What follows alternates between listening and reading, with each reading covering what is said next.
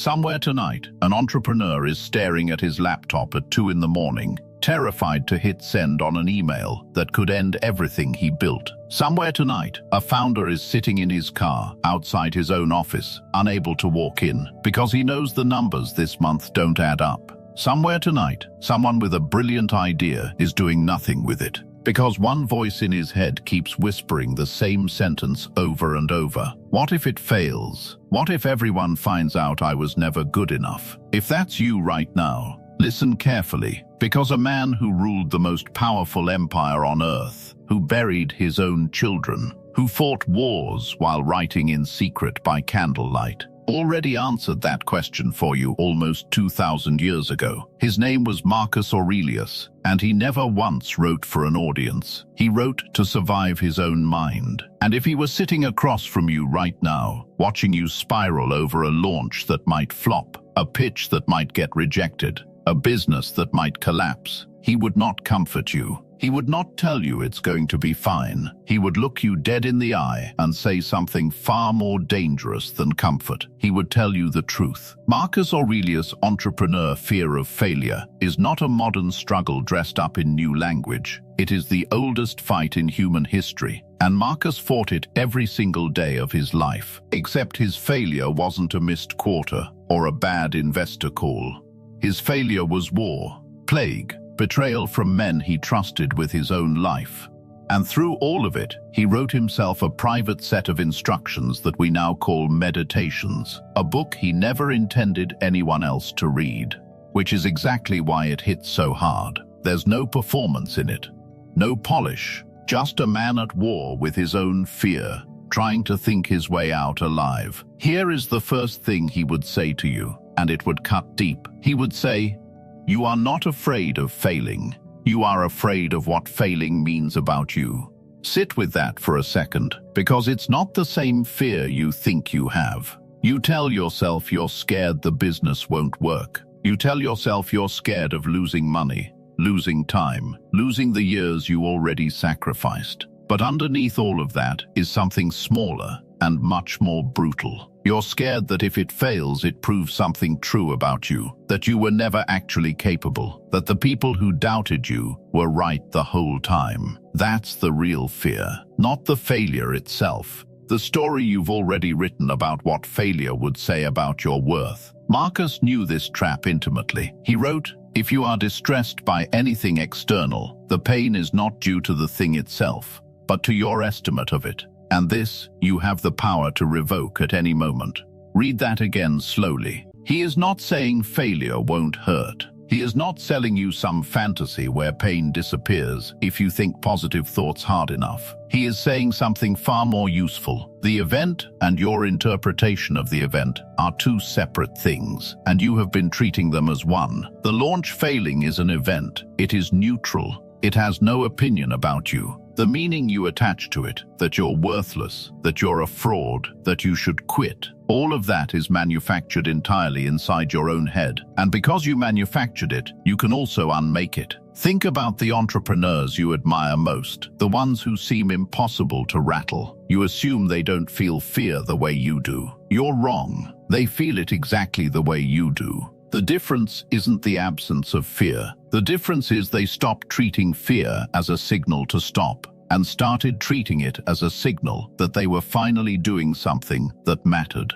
Nobody fears things that don't matter to them. You don't lie awake terrified about what to eat for breakfast tomorrow. You lie awake terrified about the business, the pitch, the decision, because it actually matters to you, because you actually care, because some part of you still believes it's possible. Fear, in that light, isn't proof you're on the wrong path. It's proof you're standing exactly where growth happens to live. Marcus faced this same test constantly, except his stakes were an empire, not a company. He wrote about waking each morning and saying to himself, "Today I shall meet with the busybody, the ungrateful, the arrogant, the treacherous, the envious." He didn't pretend the day would be easy. He prepared for it to be hard, on purpose before it even started, so that when difficulty came, it didn't own him. That's the piece almost every entrepreneur skips. You wait for fear to disappear before you act. Marcus never waited for anything to disappear. He simply decided, before the day began, that whatever came, he would meet it standing. So if you're the entrepreneur sitting there tonight, afraid to send the email, afraid to launch the product,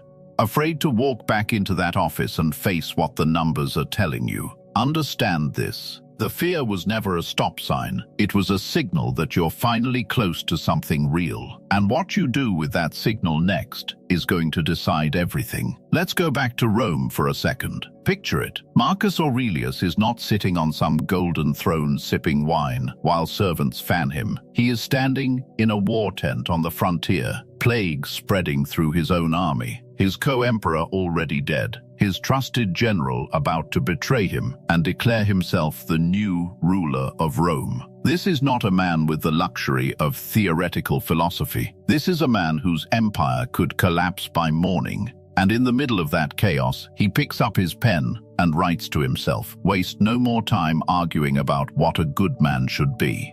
Be one."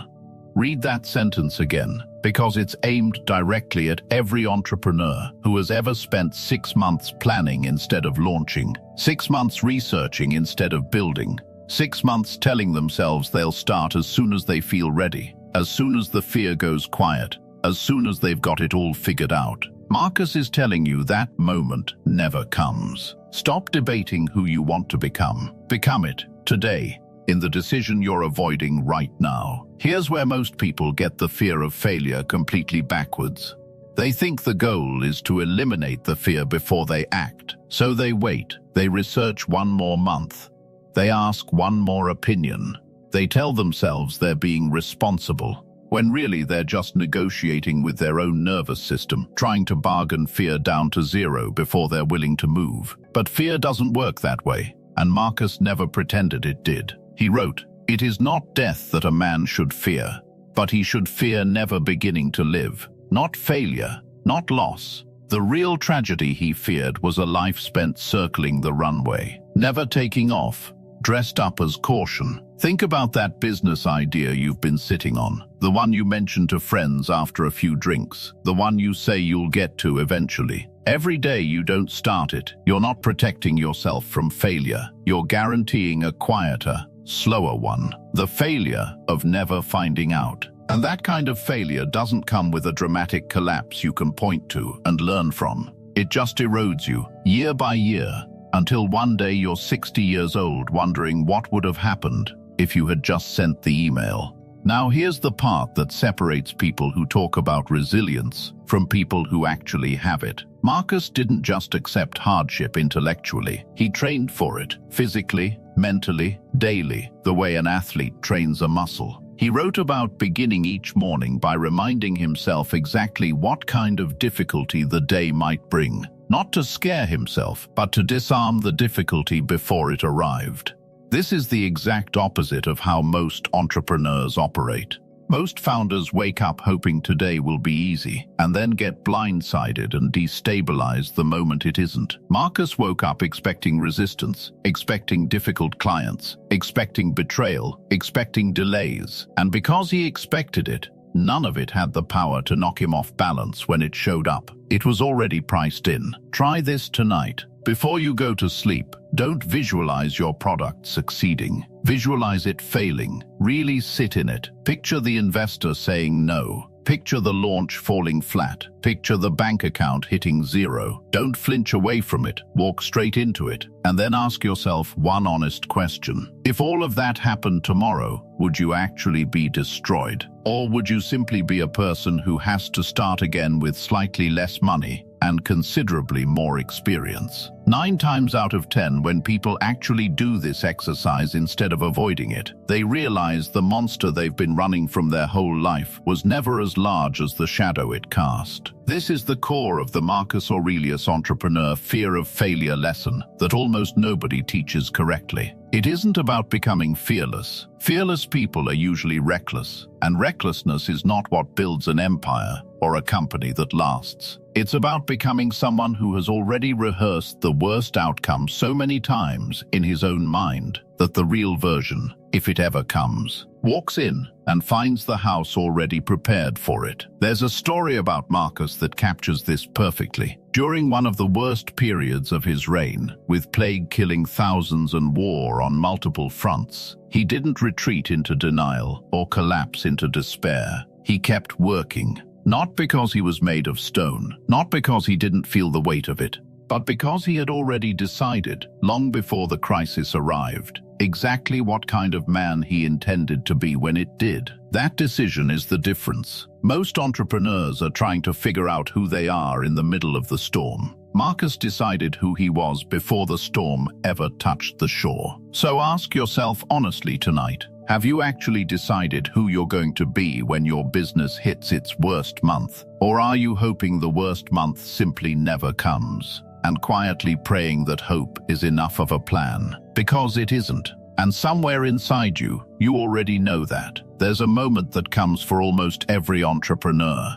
and nobody warns you about it. It's not the launch. It's not the first sale. It's not even the failure itself. It's the quiet moment right after, when you're sitting alone with what just happened, and you have to decide what it means about you going forward. That decision, right there in the silence, is the one Marcus Aurelius spent his entire life training for. And it's the one most people get catastrophically wrong. Marcus lost his co-emperor. He lost multiple children. He lost generals he trusted. He lost, by any measure, more than most entrepreneurs will lose in 10 failed businesses combined. And yet, he never once wrote himself a permission slip to quit trying, to shrink, to stop showing up as the man he intended to be. Instead, he wrote this line, one that should be tattooed on the inside of every founder's skull: "The impediment to action advances action. What stands in the way becomes the way." Read that as many times as you need to, because it's not a cute quote for a wall poster. It's an entire operating system. Most entrepreneurs treat obstacles as proof they're on the wrong path. The rejected pitch means the idea is bad. The failed launch means they're not cut out for this. The slow month means it's time to give up and go get a normal job like everyone told them to in the first place. But Marcus is telling you something radically different. The obstacle isn't evidence against you. The obstacle is the raw material. It's not blocking the path. It is the path. And your job isn't to avoid it. Your job is to work with whatever it gives you. Think about what that actually means in practice. Your investor says no. Under the old way of thinking, that's a closed door, proof you weren't good enough, a reason to spiral. Under Marcus's way of thinking, that no is now information. It's fuel. It tells you something about your pitch, your positioning, your timing, that you didn't know yesterday. The obstacle didn't stop your business. It just handed you the next version of it, slightly sharper than the last one. This is what separates entrepreneurs who eventually build something real from the ones who quietly disappear after their first hard year. It's not talent. It's not luck. It's this one decision, made over and over, to treat every setback as material instead of verdict. Here's something else Marcus understood that almost nobody talks about when it comes to fear of failure. He never once wasted energy trying to control what other people thought of him. He wrote how much time he gains, who does not look to see what his neighbor says or does, but only at what he does himself. Think about how much of your fear right now isn't actually about the business failing. It's about being seen failing. It's about the group chat, the family dinner where someone asks how the business is going, the old classmates watching from a distance, waiting, some of them almost hoping, to see you fall flat on your face. That fear, the fear of being watched while you struggle, has killed more good ideas than bad market conditions ever have. Marcus would tell you plainly that their opinion was never actually yours to carry. You picked it up voluntarily, and you can put it down the same way. The people whispering about your business right now, the ones you're imagining judging you if it doesn't work out, most of them will forget this conversation by next week. They are not living your life. They will not be there in the room with you at 2 in the morning when you finally crack the problem that's been haunting your business for months. They don't get a vote. They never did. You just handed them one for free. So here is the real answer to the fear of failure. And it's simpler than anything you've been telling yourself. You don't need to eliminate the fear before you act. You need to stop asking failure to promise you it won't happen. It might happen. Marcus never pretended otherwise. Not once. Not in a single line he ever wrote. What he offers instead is something far more useful than false comfort. He offers a way to make sure that even if it happens, it doesn't get to define who you become afterward. The failure is not the end of the story. It's a paragraph in it, and you're still the one holding the pen. This is the real answer to the Marcus Aurelius entrepreneur fear of failure question, the one hiding underneath everything we've walked through today. Fear was never your enemy. It was just a messenger telling you that something in front of you actually matters. The entrepreneurs who make it are not the ones who stopped feeling that fear. They are the ones who decided, long before the hard month arrived, exactly who they intended to be when it did. You already know what you've been putting off. You already know what email you haven't sent, what launch you keep delaying, what conversation you've been avoiding, because you're scared of what it might mean if it doesn't go your way. Marcus Aurelius is not here to tell you it will definitely work out. He's here to tell you that it was never about that in the first place. It was always about who you choose to be in the middle of not knowing. If this gave you something to carry into tomorrow, that's exactly what this channel is built for. Hit like if it hit you the way it hit me writing it. Share it with a founder who needs to hear it tonight. And subscribe to Stoic Founder so you don't miss the next one. Because this is only the beginning of what these old words still have to teach us.